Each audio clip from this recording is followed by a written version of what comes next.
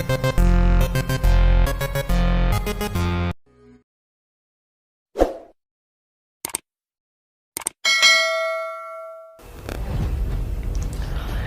साथियों, आज का विषय है कि कब कोई जातक या जातिका सिंगर बनता है। एक जातक ने प्रश्न किया है, क्या वो अच्छा सिंगर जीवन में हो पाएगा? अपने क्षेत्र में वो किस आयु में सफलता पाएगा, यानी अपनी उम्र के किस पड़ाव में उसे नेम फेम मिलेगा। जातक की आयु इस समय 42 साल 6 महीने है। आज इस वीडियो में हम इनकी हस्तरेखा का एनालिसिस करेंगे, साथ ही इनकी सफलता का समय भी ज्ञात करने की कोशिश करेंगे। लेकिन उससे पहले सिंगर बनने के लिए एक हाथ में कौन कौन सी रेखाएं होनी चाहिए, उंगलियां कैसी होनी चाहिए, हाथों के पर्वत कैसे होने चाहिए, हाथ का रंग, रेखाएं, रेखाओं का मोटापन, पतलापन व उसमें हथेली में बने हुए चिन्हों, तिल आदि पर विचार करेंगे। हाथ की रेखाओं का एनालिसिस करने से पहले हथेली को पूरी तरीके से अपने हाथों में लेके ये जांच करिए कि हथेली कितनी सख्त है, कितनी नरम है। असल में अच्छा सिंगर बनने के लिए बहुत इमेजिनेटिव होना आवश्यक होता है, इसीलिए हथेली का नर्म होना बहुत ज़रूरी है। जातक का गाना गाते समय सब कुछ भूलकर गाने के शब्दों में खो जाने के लिए जातक का इमेजिनेटिव होना बहुत आवश्यक है। असल में वो इसलिए क्योंकि अगर वो कल्पना करके अगर अपने शब्दों पे नहीं उतरेगा तो वो गाने में जो है वो गाने के साथ न्याय नहीं कर पाएगा।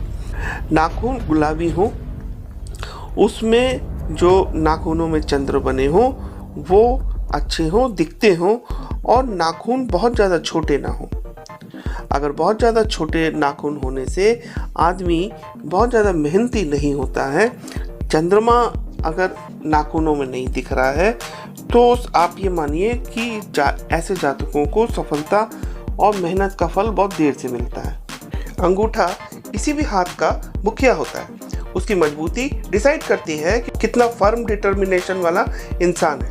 अंगूठे का पहला पोर उसकी बौद्धिक शक्ति को दर्शाता है और दूसरा पोर उसकी बौद्धिक शक्ति को इम्प्लीमेंटेशन करने का तरीका दिखाता है। अंगूठे पर विचार करने से पहले शुक्र का क्षेत्र, उसका घेरा और उसकी स्थिति को ध्यान से देखना चाहिए। तर्जनी उंगली से अंगूठा जितना दूर व मजबूत होगा, ऐसा वो व्यक्ति अपने आप को सिद्ध करने में सफल होगा। यदि पहला पोर मजबूत है, बड़ा है, तो जातक अपने कार्य क्षेत्र में सही विचारधारा रखने वाला होता है। दूसरा पोर बड़ा व मजबूत है तो अपनी विचारधारा को सही तरीके से लागू करके एक सफल जीवन की ओर अग्रसर होता है। यानी अंगूठा सही है तो व्यक्ति संगीत के सभी नियमों का पालन करता है। यहाँ पर चूंकि जातक ने प्रश्न किया है क्या वो संगीत व अभिनय में सफल हो पाएगा, तो हम संगीत और अभिनय को ध्यान में रख के बात करेंगे। हाँ, तो हम कह रहे थे कि ऐसा जातक सभी नियमों का पालन करता है और सही सुर लगाने की कोशिश करता है, यानी संगीत के बेसिक्स पर बहुत ध्यान रखता है। प्रत्येक उंगलियों का इसी प्रकार मूल्यांकन करना चाहिए। इंडेक्स फिंगर यानी पहली उंगली तर्जनी एकदम सीधी व मजबूत होनी चाहिए ताकि सिंगर संगीत की विद्या प्राप्त करते समय बिल्कुल एक आदर्श छात्र की तरह सभी चैप्टर्स को बहुत अच्छे से मनन करे। शनि की उंगली एकदम सीधी हो, सही हो, मजबूत हो, नुकीली, लंबी व बहुत ज़्यादा मोटी ना हो। ऐसा जातक सही मायने में अपने कार्य क्षेत्र में सजगता से आगे बढ़ता है। जैसा कि आप जानते हैं कि परफेक्ट शनि की उंगली एक परफेक्ट भाग्य को दिखाती है, लेकिन हमें ये नहीं भूलना चाहिए अगर कोई भी ग्रह, मैं हॉरोस्कोप की बात कर रहा हूँ, अगर उसमें कोई भी ग्रह बहुत अच्छा है तो वो अपने अच्छे फल देता है, लेकिन साथ में अपने नेगेटिव फल भी जरूर देगा। अगर शनि की उंगली बहुत अच्छी है तो आप समझिएगा जातक अपने कार्य कुशल तो होगा ही, लेकिन उसमें स्वार्थपरता कुछ ज़्यादा होगी और वो थोड़ा सा इंट्रोवर्ट टाइप का होगा। बहुत ज़्यादा खुलकर सामने नहीं आ पाता है, लोगों के शाय नेचर का होता है, अगर आप इन शॉर्ट बोलें तो। अनामिका उंगली जो सबसे इम्पॉर्टेंट है आर्टिस्टिक सेंस के लिए, अच्छी, लंबी, नुकीली व सीधी होना जरूरी है एक अच्छे आर्टिस्ट के लिए, एक अच्छे संगीतज्ञ के लिए, एक अच्छे अभिनेता के लिए।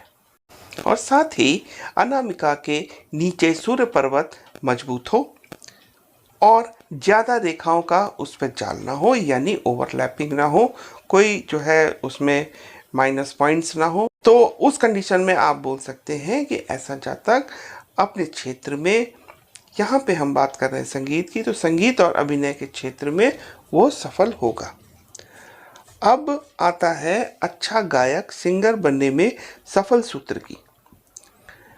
यदि आपकी मरकरी की उंगली सीधी, लंबी व नुकीली है और यह उंगली सूर्य की उंगली के पहले पोर या फैलेंज को छूती हो या उससे ऊपर निकल जाती हो, तो जातक का बुध अच्छा माना जाता है। और साथ ही मरकरी के पर्वत को भी देखिए, वो भी स्ट्रॉन्ग और कुछ आड़ी रेखाएं भी उस पर हों। वह रेखाएं बहुत मोटी ना हो किंतु स्पष्ट अवश्य हो। अब आते हैं चंद्रमा पर। यह पर्वत बिल्कुल साफ सुथरी हो, उभरी हो। अच्छा चंद्रमा आपको अच्छा इमेजिनेशन देता है ताकि आप अभिनय या संगीत के क्षेत्र में अपने कैरेक्टर पर बहुत अच्छे से उतर सकें। और अगर चंद्रमा पे बहुत ज़्यादा रेखाएं हैं, मोटी मोटी रेखाएं हैं, चंद्र पर्वत दबा है, चपटा है, उस पर कोई अशुभ चिन्ह है, तिल है, तो आप ये मानिए कि ये ऐसा जातक इमेजिनेटिव तो होता है लेकिन अच्छे काम में उसका इमेजिनेशन काम नहीं करता है, यानी वो थोड़ा फिकल माइंडेड होता है। उसका मस्तिष्क जो होता है हमेशा चलायमान रहता है। चलायमान से मतलब है कि उसका मस्तिष्क हमेशा चलता रहता है, रेस्टलेस माइंड जिसे हम इंग्लिश में बोलते हैं। लेकिन एक सफल व्यक्ति बनने के लिए अपने दिमाग में अनावश्यक विचारों को रोकना बहुत जरूरी है। राहु का क्षेत्र उन्नत होने से आप में किसी भी रूप में ढलने की क्षमता होती है, यानी कि अपने कैरेक्टर का रूप आप आसानी से धर लेते हैं।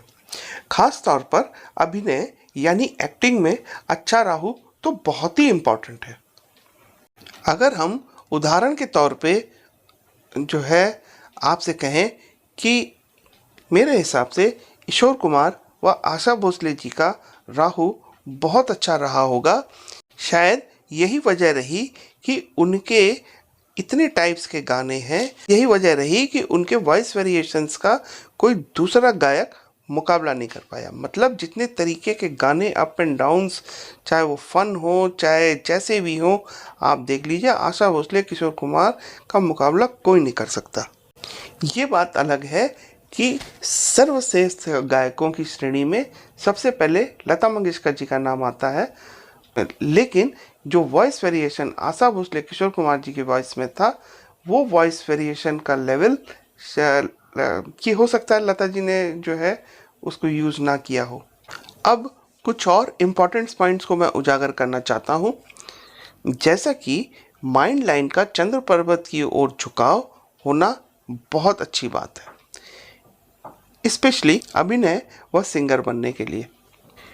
लेकिन यदि किसी सिंगर के हाथ में या अभिनय करने वाले के हाथ में माइंड लाइन बिल्कुल सीधी आप देख रहे हैं, तो आप ये मान कर चलिएगा कि वो इमेजिनेटिव पर्सन नहीं है, वो कल्पनाशील नहीं है, बहुत ही प्रैक्टिकल व्यक्ति है। तो वो अपने अभिनय या गायकी में न्याय नहीं कर पाएगा, मतलब वो भाव नहीं दे पाएगा। ऐसी रेखा आपको चरित्र में ढलने नहीं देती है। अब आइए अपने जातक का हस्त विश्लेषण करते हैं। सबसे पहली दृष्टि में इनका हाथ बहुत मजबूत दिखता है। ये बताता है कि ये बहुत मेहनत करने वाले हैं। हाथ की सबसे पहले तर्जनी उंगली को देखेंगे, वो थोड़ी सी शनि उंगली की ओर झुकती है, यानी तर्जनी ज्ञान का द्योतक होकर स्वार्थ वाले गुणों को अपना रहा है। यानी अपने को सर्वश्रेष्ठ मानते हुए आप लोगों से दूरी बना के रहते हैं। बेहतर यह होगा कि अपने स्वभाव और थोड़ा सा उसमें लचीलापन लाना होगा। आप कुएं के मेढक की तरह बन के रह जाएंगे। थोड़ा सामाजिक दायरा बढ़ाने से आपको संगीत व अभिनय जगत के लोगों से मेलजोल बढ़ाने का ज़्यादा मौका मिलेगा। जुपिटर का पर्वत भी अच्छा है, जहाँ क्रॉस साइन व काला तिल आपको ज्ञान बढ़ाने में बहुत सहायक होगा। पहले पोर पर क्रॉस आपकी बौद्धिक क्षमता को जो है ज़्यादा बढ़ने नहीं दे रहा है, यानी वह आपको ज़्यादा सोचने विचारने का मौका नहीं देता है। लेकिन ध्यान रहे कि यही चिन्ह आपको इंट्रोवर्ट बनाती है। अहंकार भी देता है, लेकिन आपको अहंकार छोड़ के आगे बढ़ना होगा। शनि की उंगली और पर्वत दोनों अच्छे हैं, लेकिन आपको चेक करना होगा कहीं आपकी एक्टिविटी स्लो तो नहीं हो रही है। गाते वक्त आप में उत्साह की बहुत ज़्यादा कमी है, यानी आवाज़ में वेरिएशंस नहीं है। वैसे दोनों उंगलियों में जो खड़ी रेखाएं हैं वो शुभ है, लेकिन शनि पर्वत पर जो क्रॉस बना है वो अशुभ है। ये आपके शनि के नेगेटिव तत्वों को बूस्ट करता है, यानी आप थोड़े स्लो हो जाते हैं, मतलब इंट्रोवर्ट हो जाते हैं, आप लोगों से दूरी बना के चलते हैं, लोगों में ज़्यादा घुलते मिलते नहीं हैं, अपनी बात को एक्सप्रेस नहीं कर पाते आदि। और ये भी आपको मानना होगा कि जो शनि में क्रॉस बनता है, ऐसा जातक जो होता है जीवन में बहुत संघर्ष करता है। लगभग उसका पूरा जीवन ही संघर्ष में बीत जाता है। एक अच्छी भाग्य रेखा आपके हाथ में दिखती है, लेकिन उसका अंत एक क्रॉस पे होता है, तो ये कोई बहुत अच्छी बात नहीं है। ऐसे जातक जो होते हैं अच्छी भाग्य रेखा होने के बावजूद भी है जीवन का आनंद नहीं उठा पाते हैं। अनामिका की उंगली अच्छी है, वहां पर शिक्षा की रेखा पर यव है, जो बताती है कि शिक्षा में बाधा थी। ध्यान रहे, अभिनय व संगीत दोनों में ही आपको बेसिक्स पर बहुत ध्यान देना होगा। उनके चैप्टर्स का आपको मनन बहुत अच्छे से करना होगा। एक एक सुर, एक एक ताल पर आपको बहुत मेहनत करनी होगी। बुध की उंगली भी ठीक है, लेकिन थोड़ी छोटी है, यानी ये बात दोबारा उठ के सामने आई है कि कहीं ना कहीं आप डीप न जाकर ऊपरी विद्या का सहारा ले रहे हैं। अपनी कम्युनिकेशन स्किल्स को आपको बढ़ाना होगा। आपको ये बात मानना होगा कि एक बहुत अच्छे रियाज से ही, एक बहुत अच्छे प्रैक्टिस से ही आप गायक या अभिनेता बन सकते हैं। आपको देखना होगा कि आप कैसा अभिनय कर रहे हैं या किस प्रकार से गीत को गा रहे हैं। एक चीज याद रखें कि गाते सभी हैं, लेकिन गायकी के क्षेत्र में जाकर सफल होने के लिए बहुत अभ्यास व रियाज की जरूरत होती है। बेहतर होगा कि आप और ज़्यादा मेहनत करिए। आपके बुध पर्वत पर एक मोटी रेखा दिखती है जो उसके शुभत्व की हानि करती है।